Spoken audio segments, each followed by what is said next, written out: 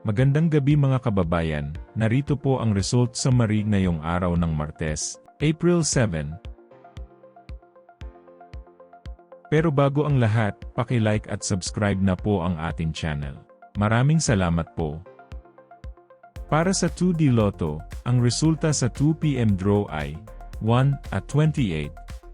Para naman sa 5 PM draw, 3 at 20. At para sa 9 PM draw ay 21 at 23 in exact order. Para sa 3D Lotto, ang resulta sa 2 PM draw ay 3, 7 at 9. Habang sa 5 PM draw ay 1, 7 at 8.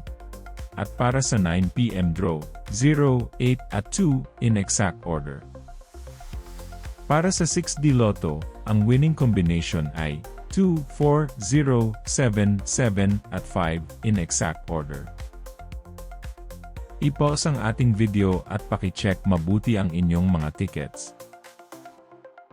Para sa Lotto 642, ang ating winning combination ay 6, 37, 23, 2, 39, at 31 in any order. Maaari nyo pong i-pause ang ating video para makita at ma-check ng mas mabuti ang resulta at inyong mga ticket. Check nyo na din po ang consolation prize sa ibaba.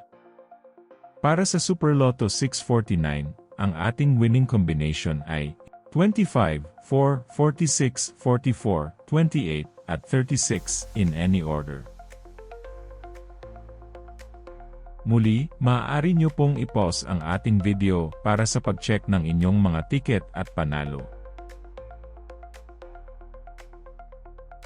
At para sa Ultra Lotto 658, ang ating winning combination ay 17, 31, 50, 43, 15, at 10 in any order. I-pause ang ating video at siguraduhing tama ang ticket draw date at number combination sa inyong mga ticket. Narito po ang draw schedule at jackpot estimate para bukas. Congratulations po sa lahat ng nanalo. Kita-kita po ulit tayo bukas. Maraming salamat po sa panunood.